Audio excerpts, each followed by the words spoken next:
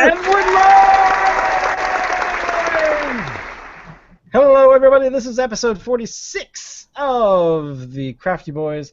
I am Shane in Vancouver, British Columbia, and there's two other dudes here.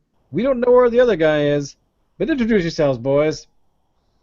Hi, I'm Alan. I'm in Victoria. I'm Dave. I'm in Comox Valley. And we should point out that those two places are on Vancouver Island, which is just a short 90-minute ferry ride away from Shane in Vancouver. So we're all in like the same region. This is very true. Jesus. Which is interesting because as close as we are all together, it's amazing the difference of beer selection in our three various regions. Yes. Like, That is true. It very difficult for us to find the same things. We're being punished. I think we're all being punished. No, because... I think this is it's a nice diversity, is what it is. Oh, really? Oh, I just think we're being punished. I think it's good. I mean, you can travel a little bit beyond your border and find something absolutely new. This is true. This is very true. Speaking of beyond our border, the beer this week was chosen because by me when I happened to be at the beer store, and I got an email on my phone that said, "What the hell's the beer this week?" And I'm like, I don't know. That one. I could tell you put a lot of thought into it. Yeah. Okay. So before you introduce the beer, Shane, before you introduce the beer, I have something I want to say. Oh, yeah, no, good. Okay. So I've never really thought of myself as being a beer snob, but I am. Here it comes. I think it's safe to say I am a beer snob. I don't know if that's something I should be proud of or not. But I think with your selection this week, I am absolutely a beer snob. Good on you for coming out of the closet on this, Alan. That's not to say that the beer this week isn't good. I'm sure it is. It's just not the kind of thing that I and probably a lot of people would necessarily buy. But this is true. We'll see. Well, the other thing too is that this actually this is the stupid part about this week. Locke isn't here. Where is he? Who knows? He got the invite. Haven't heard from him, so who knows what he's doing. But he's a big rock fan because he partly grew up from about the age of 13, 14 in Alberta. So Big Rock is the beer, kind of like us with Vancouver Island Brewery, was the beer experience that he grew up with, and he really likes it. But here's the silly thing. When I saw the beer, of course, being in Vancouver, we have a Big Rock Brewery location here in Vancouver, which is not too far from here, and you can get this beer in the bomber bottles. At least you could last month when I was there last, and with Locke, and then after a little while, I thought, wait a second, that beer's in the 15-can pack. That's kind of silly. And then I thought, nah, they'll find it. And then I looked it up on the BC liquor store and realized that it's only sold in that particular pack, and it's only available in the smaller can or in the big cans with the big bombers at their location down the street. So, my bad. So, in other words, Shane, I had better like this. Because I got another 14 cans of this. And I don't want it to just take up space. So, the next time I pick a beer, I'm going to make sure that it's available in the bottles. Maybe put a little bit more thought into it. Well, it was... But you know what? Hey. You know what? I don't want to affect our review. I don't like to say that we do reviews on this. I say we celebrate beer more than review it. Exactly.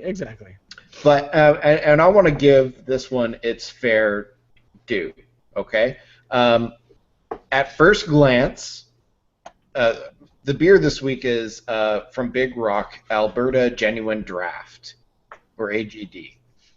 I think this beer is essentially made for the kind of person who might drink kokanee or lucky, who maybe wants to try a craft brew beer but wants to stay safe. This is a lager, and it says it's all natural and batch brewed. I don't know what's the International Beer Unit rating on it. I'm thinking it probably doesn't have one, because the people that would drink this don't care what an IBU is. They don't know. They don't want to know. And that's why it comes in 15 can packs, because they can drink a lot of them in a very short amount of time while they're talking about, like the gun racks in the back of their trucks. And Oh. Shane, I think we better step in before he really digs I a hole know, I here. know. Well, I was Okay. kind of. well, and the 15 just the 15 can pack can be kind of heavy, right? So what they'll do is, like while they're dragging their knuckles on the ground. Jesus. I'm sorry, I don't mean to say that. Wow, now talk about insulting everyone in Alberta in one. Well, I wasn't insulting people in Alberta. I was insulting the people that drink kokanee and stuff like that. But I mean, it's neither here nor We're there. talking about Ted Cruz. Yes, Ted Cruz. Ted Cruz is the guy I was talking to. Ted Cruz. Talking about. Oh my God.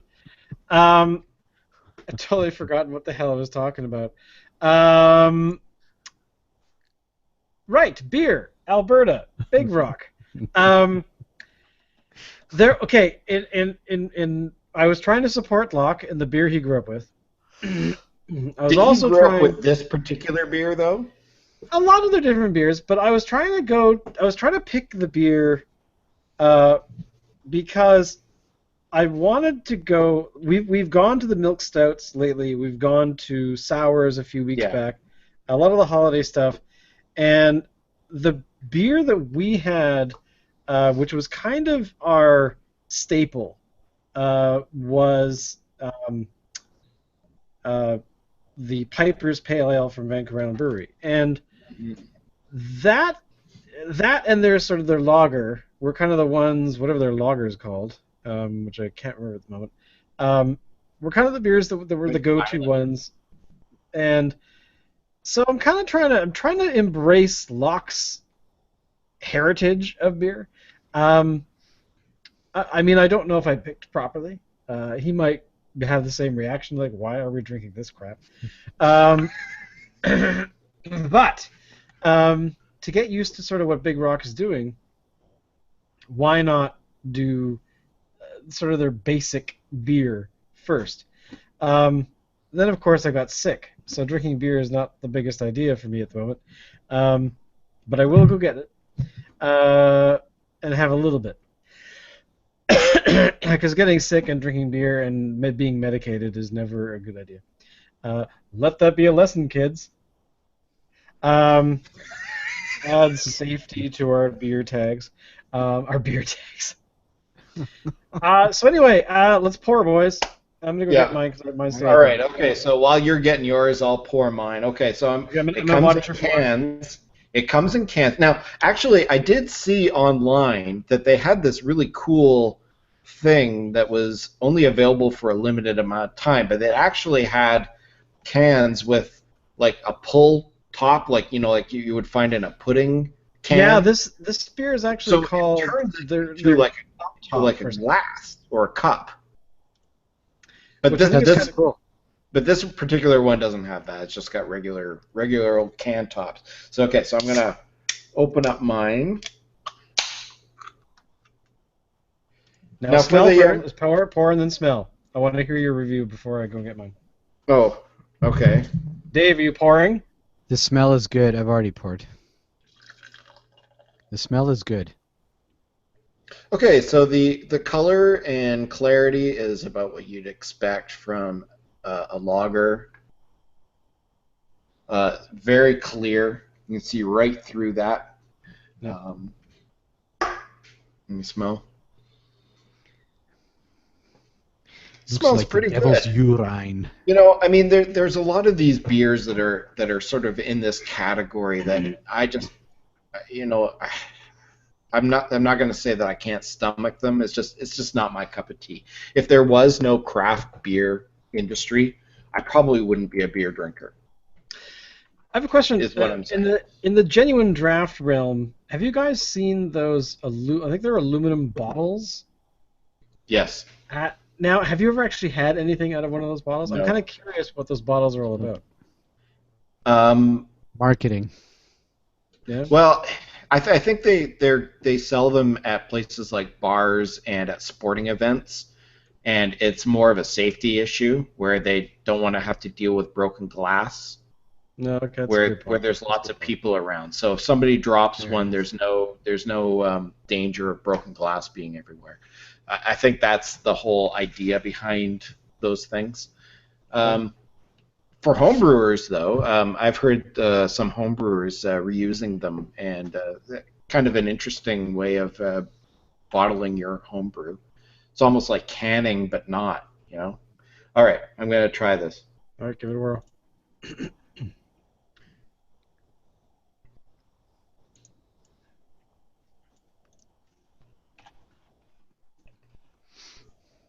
You know, that's not bad. Nope. As far as this kind of category of beer, I would say this is probably the best one I've ever had in that category. Okay. Um, it's easy drinking. It's not strong tasting. It doesn't have a bit of a some of these have like it almost gives you like a bit of a sting in your mouth. This doesn't have that. Um, you get a beer flavor, but it's not overpowering. Um, They say on their website that this would be a good beer to drink at a party or something like Yeah, that. Where totally. you're socializing, you're not really paying attention to the beer, but you got to be, if you're drinking something and you're paying attention to other things, this might be the good thing to have. It's a laid back kind of casual thing. It's not serious. It's light. Um, So for those kind of occasions, this would be actually be a pretty good choice. I'm reminded my in-laws have a farm, and sometimes during the summer they bring up a work party to start baling hay. So they got the big rectangular bales, and we have to load them up on the truck. And this is the kind of beer that we drink while doing that. Nice. Yeah. And by the end of the day, you're falling off the trailer. All right, Dave, let's hear your review. Well, Alan has said most of it. I Thanks would for say Thank you for participating, Dave. always happy to bring it. I would say there's nothing surprising about this one, Okay. which is not necessarily a bad thing. Um, it's just, yeah, it's very much. I guess I like the way Alan puts it. If you're at a party and you just want something in your hand, basically, so you're not looking like a chump,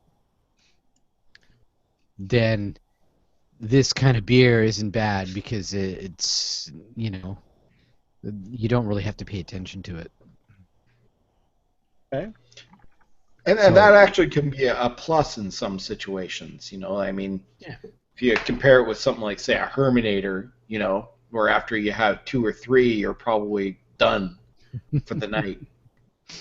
But you can probably pound back about five or six of these in an evening if you space them out well enough, and you know you're you're fine. yep. Okay. Um, now, Oh my God, sorry guys. Is this a beer? I'm rethinking my life choices now. Is this a beer that you would consume while doing yoga? No. I can't answer that because I've never done yoga. You've never done yoga? I've Really? never done yoga. Well, Wow. okay, that's not true. I mean, when I was a kid, my mom did yoga at home, and she used to do that. I don't even know what it's called, but it's that weird sort of like a cross-legged thing, but it's like, both feet are up on top of your thighs, and That's full lotus. is that the lotus? Full lotus. And okay, and yeah, I could never do that. So I tried it when I was a kid, and I couldn't do it, and that's my only experience with yoga. Well, maybe this would be your in. Dave does yoga all the time. Actually, no. You don't? I have. My thing right now is Tai Chi, but So what are you getting at, Shane? Well, funny you should ask. Because apparently the yoga industry in our country is failing so badly that apparently we are starting to copy what's going on in the US, where they want people to do more yoga. So in order to get dudes like us to go to yoga classes, they're allowing people to drink beer while doing yoga. I gotta say, I'm for this because I would do more yoga if I could drink beer at the same time. So where are they doing this yoga? Are they doing it at yoga places, or are they doing it at other places? Like, say, breweries? Well, fun you should ask. It's almost like we pre-planned this, but You would we think it didn't was. pre-plan it, did we? No, we didn't pre-plan this. Actually, Well, look. anyway, there are a few places that are doing it. The two articles that we have, of course, are out of Oregon, big surprise, and the other one is out of, I think it was Cleveland, Ohio. Yeah. And essentially what they're doing is that these brewing houses are actually offering yoga classes so that you can drink beer or actually, I want to open a brewery just to do this because this is probably one of the coolest ideas I've ever thought of. Yes, it's all me. You heard it here first. And Crafty Boys invented this concept. No. Wow. Okay. But Stealing ideas since 19... Stealing ideas since 2015. No, there's actually one of the classes. It's the one out of. Let me switch to the next tab. Cleveland, Ohio. They're calling it Detox and Retox, where basically they want you to go because if you're hungover, you should do yoga apparently. But while you're doing that, why not have a cool one or two while you're doing a yoga class? Now, my thought about this is because the only yoga class where I actually went to a place to do it was a hot yoga place. So it's like 40-odd degrees Celsius or 45, whatever it is. And essentially... like to have had a beer in your hand. Exactly. So you're just like sweating buckets. Simply because, not that the work is overly strenuous, but because it's so bloody hot. So having a beer right there, I gotta say, would be very, very cool. Because then you could just sit there and drink beer while watching people bend over in all kinds of awful ways that you don't actually want to do. So yeah, I think it's a great idea. Donged in no time. Now, Dave, you've done yoga before, yes? Mm-hmm. And does this attract you at all? Does this actually make you feel like you should do more yoga? No. No. Elaborate, Dave, because you're the senior yoga correspondent for the Crafty Boys. Oh my God. Congratulations, you've been promoted. Wow. And now Dave in the field. Over to you, Dave. Sorry, what was that, Dave? You're breaking up, Dave.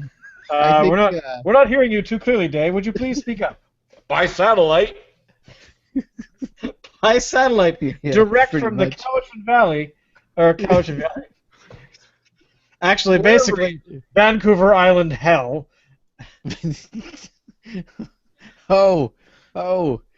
I think actually there would be a lot of yogis that would be turning over in their graves at this idea.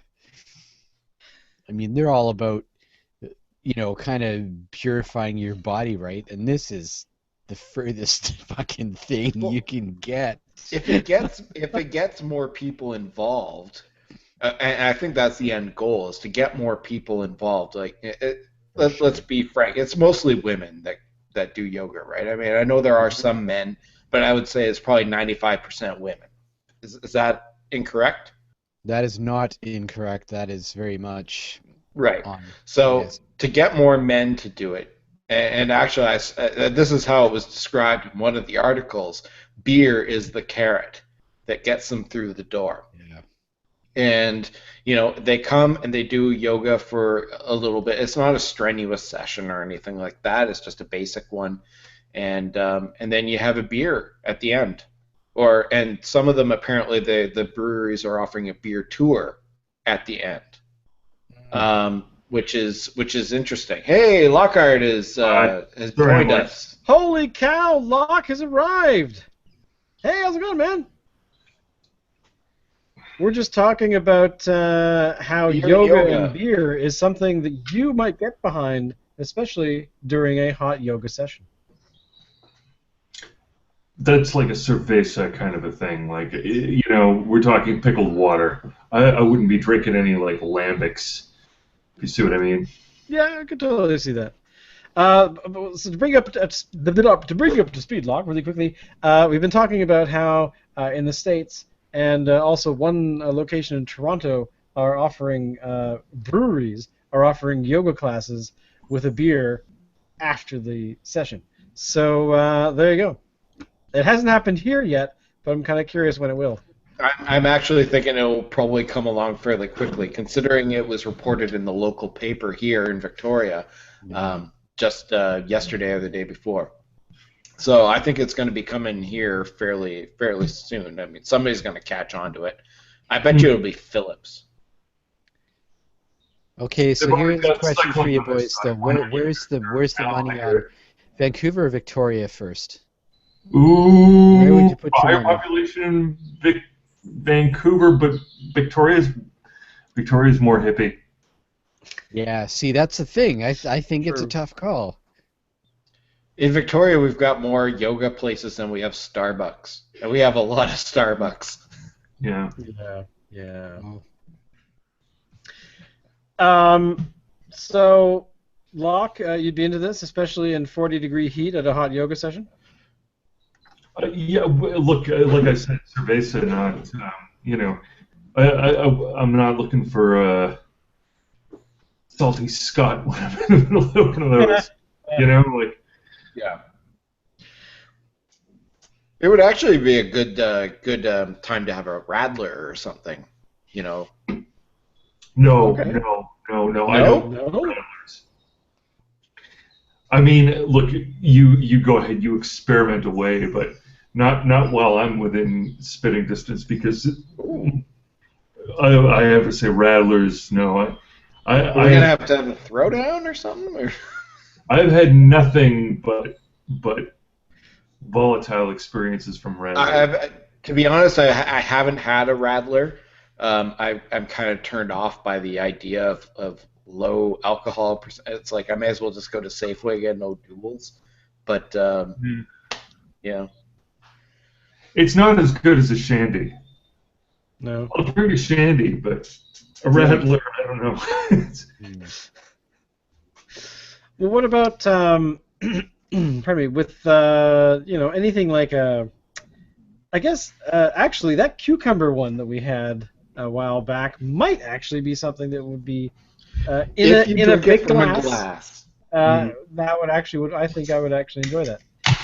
Because I think it would actually is something that I could get behind, especially because I think that beer is awesome.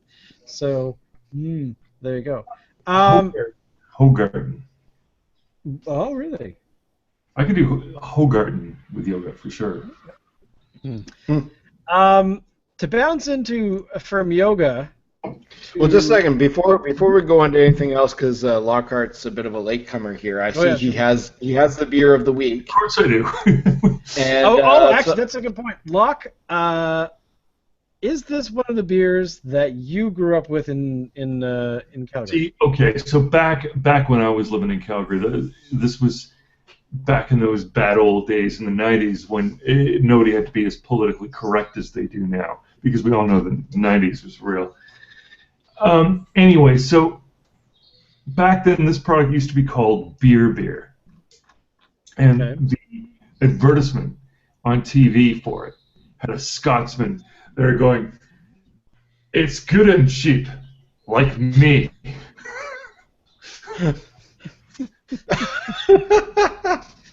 Okay, I fully understand now. That's kind of awesome.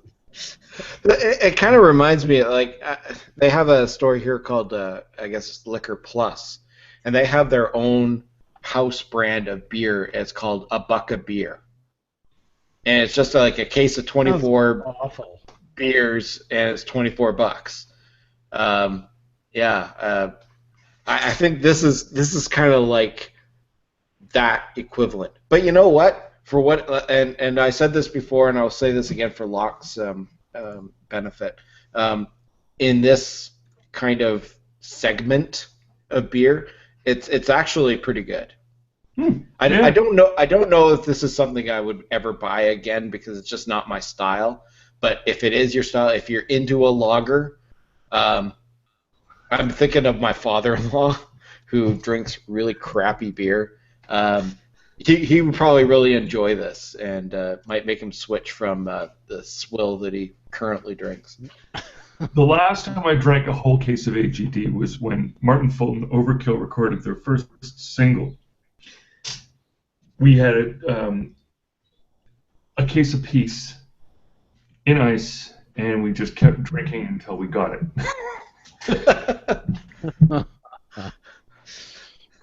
That's kind of awesome. In a weird kind of way. Oh my lord. So, bouncing over to the other article that we have for the evening, is kind of strange. I kind of like it. It's out of the Calgary Herald. Steam Whistle is granted an injunction against Alberta's protectionist beer tax. You know, we talked about this, like in, I guess it was November or something, where Alberta has brought in a tax that's quite high on any beer that's imported from outside of BC, Alberta, and Saskatchewan. So that means all the breweries from Ontario and elsewhere have to pay more to sell their beer in Alberta than the manufacturers do from BC, Alberta, and Saskatchewan. So I guess this has gone to some court somewhere, and an injunction was granted to Steam Whistle, only Steam Whistle, that they don't have to pay that tax. Oh, Jesus. For now, it's temporary, but because we don't have free trade within Canada. Well, and that's the thing, though. I mean, it's supposed to be a free trade. Like, you're not supposed to tax people in Canada that you wouldn't tax in other places in Canada. So they're saying it actually goes against Canada's constitution. So why is Alberta even allowed to bring this protectionist beer tax in? Why is there a state mandated private beer monopoly in Ontario? All excellent questions, like, because they can, right? But I mean, I can somewhat see. I mean, in BC we had that for the longest time, where the only place you could buy alcohol or was like at the government liquor stores. But to impose a tax on a manufacturer of a certain product in one part of the country and not on the other part, another part of the country, that seems kind of unconstitutional and unfair. I find Don't this you? interesting. I'm sorry, I have to go back on the question of. I don't know whether it's constitutionally wrong. I think when it comes to beer, it totally is. What are you talking about, man? When they get in the way of our beer. I think. Okay. From the article in the Calgary Herald. I think you could play this as a charter issue. Beer is culture, right? I suppose. Beer is culture, and you know what? That's it. I'm separating from Canada if they tax our beer, because that's where I draw the line. According to the BC is article, going on its own. According to the article in the Calgary Herald, it says here, since 1867, Canada's constitution has prohibited any Canadian government, from imposing protectionist taxes, tariffs, and the like, inhibiting the free flow of articles of growth, produce, or manufacture between provinces. Oh, that sounds pretty clear to me. Yeah, so it says Alberta's protectionist beer tax runs afoul of that. If you So how are they able to bring it in the first place? Fascinated. But yeah, no. Yeah, okay, all right. I see there's a problem there. So, but is that really why this came up?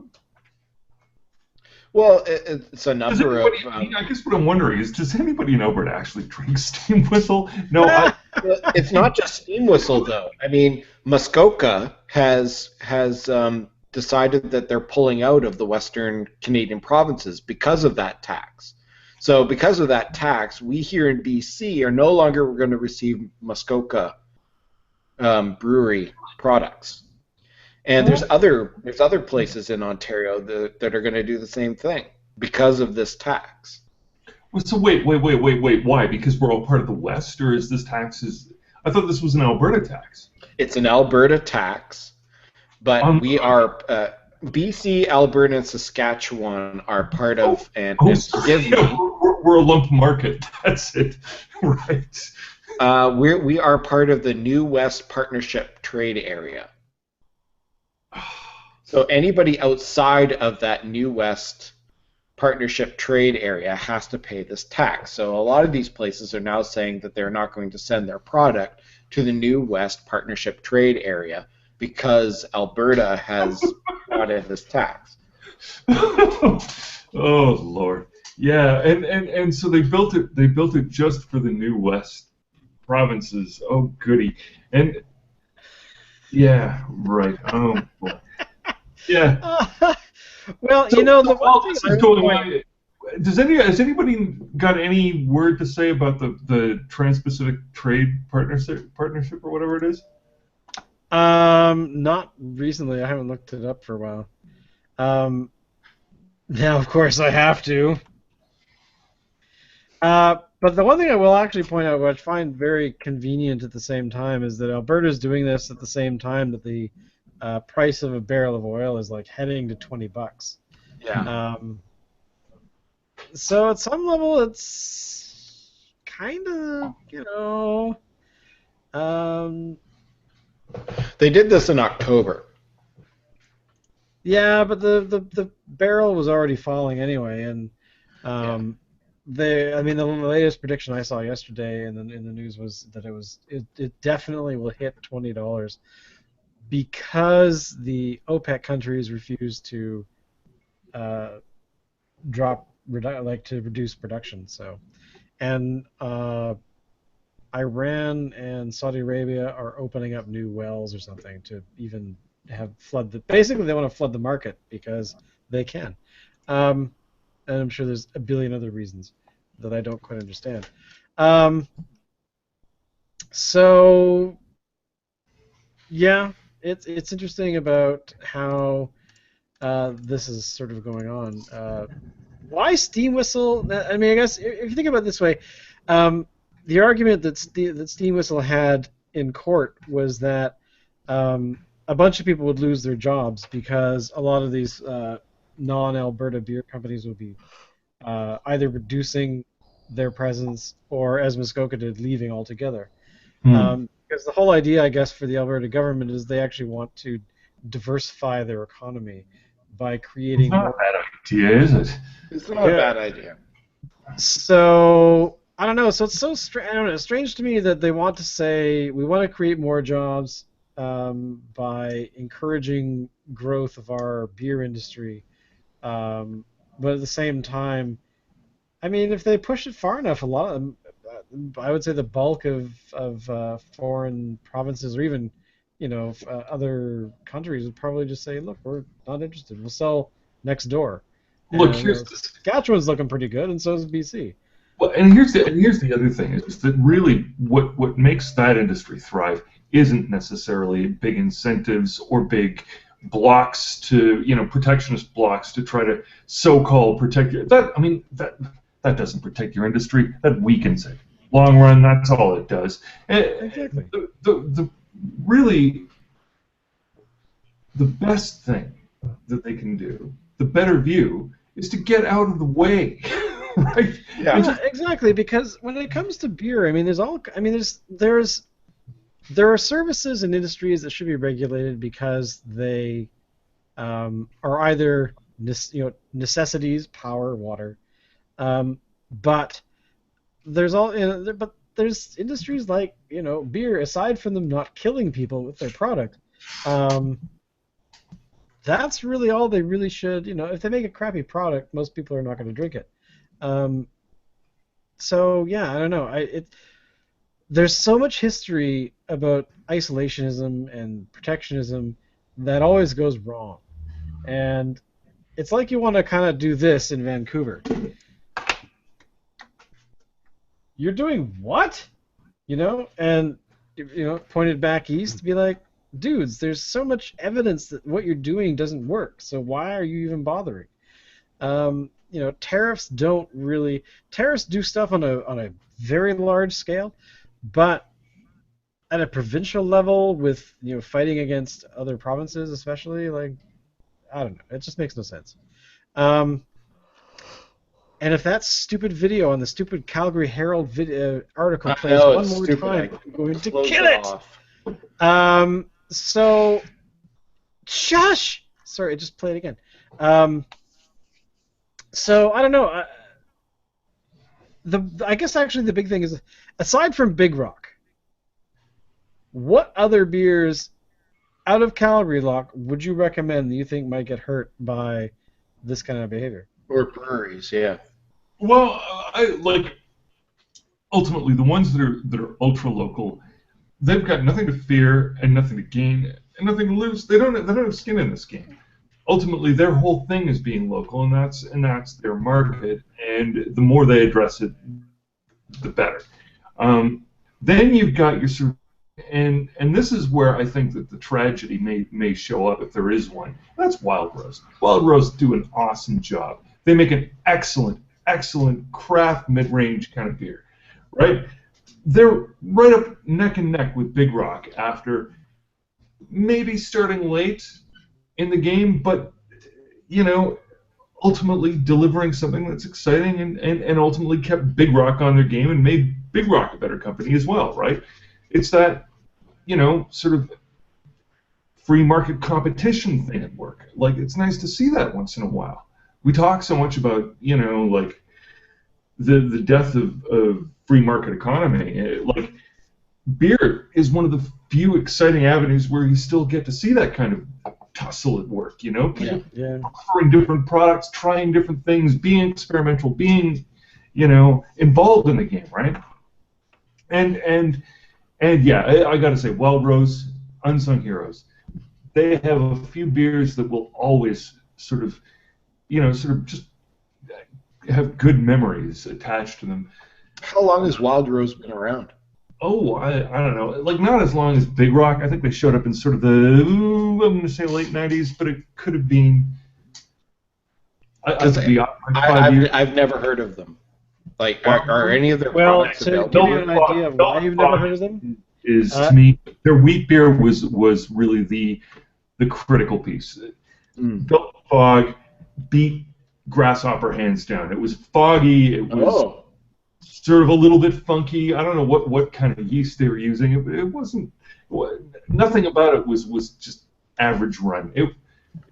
You wouldn't want to hang over with one exactly, but I'm gonna say that it's a tastier and more interesting beer than generally most of what was on the market, especially for beers. Well, to give you an idea, by the way, why we've never heard of it here, Alan, is the front page of their website says only in Alberta. Sorry, rest of Canada. So, Right there. You I was actually just going to look them up. I looked them up because I wanted to know sort of how long they started. 1996. Okay, so they've been maybe around for a maybe while. this is maybe I misjudged the situation. Maybe their view is the one that I first mentioned, which is ultra local. Yeah, I mean they are pretty much. I mean, right away they're talking about on their website about how they've got a bunch of different locations for the beer, and most of them are in Calgary, and it sort of branches out from there. Yeah. So it looks like basically Fort McMurray all the way down to what's their southernmost, Waterton, wherever the hell that is, in the middle of nowhere in southern Alberta. But yeah, so I mean that's it. That's their market. So I can see why that actually kind of brings a really good power to a beer, I think, because if you really really really want it, somebody has to send it to you, or you have to go to Alberta to get it. So yeah, I give it up for companies that do that kind of stuff, especially but when then again, I mean, from the other thing, I mean, if you've been going along for that many years, and so I mean, they've been around for almost 20 years now, or 20 years now. If you want your business to succeed, I mean, you continually have to grow, right? Eventually, you got to grow beyond your borders. yeah, it's true. I mean, But I don't see what again, the big deal is that it's only for Albertans. I mean, why not spread it out into BC and? Well, okay, there's an argument that beer doesn't travel well, and I think it's a fair argument. I mean, that's always been the sort of the classic objection to why Guinness never tasted right in North America. I think that's been sort of moved aside by the fact that there are, as we know, local breweries doing the nitro pour thing, creating products that are so much more varied than what we used to sort of assume an Irish stout was supposed to be, which is ultimately fundamentally connected to that nitro pour bit. yeah. But the nitro pour never really had the same texture, right? But I mean, it's one of those things that's moved on, right? You know what I think the Crafty boys have to do sometime? I think we all have to go to Ireland and go into a pub and order like a real Guinness. Well, okay. A, I've done that, and B, I prefer Beamish, but Well, whatever. Fine. I'm sure we can have more than one. If we're going all that way, we can have 2 beers. That totally makes sense.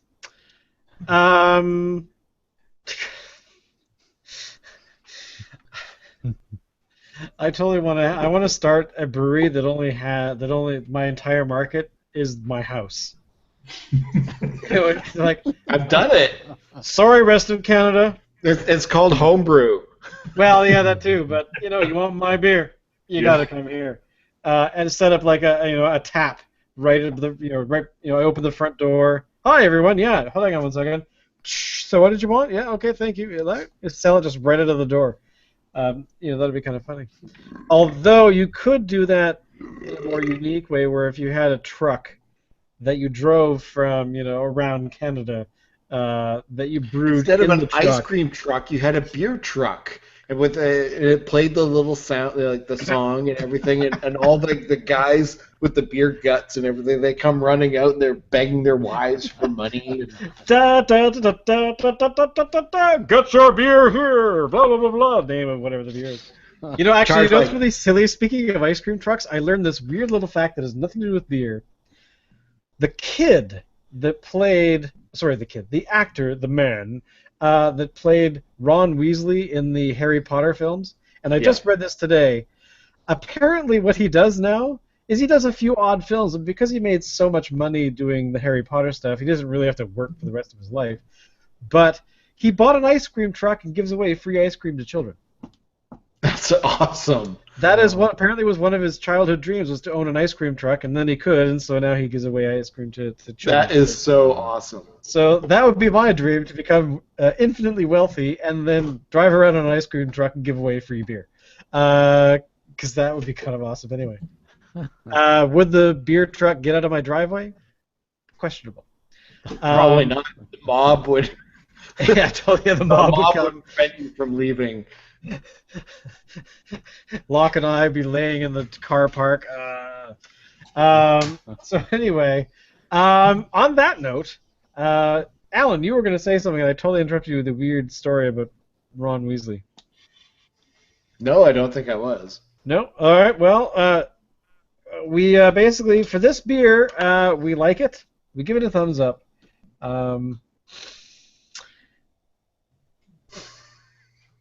I have nothing else to say about it because I'm still sick, so there you go.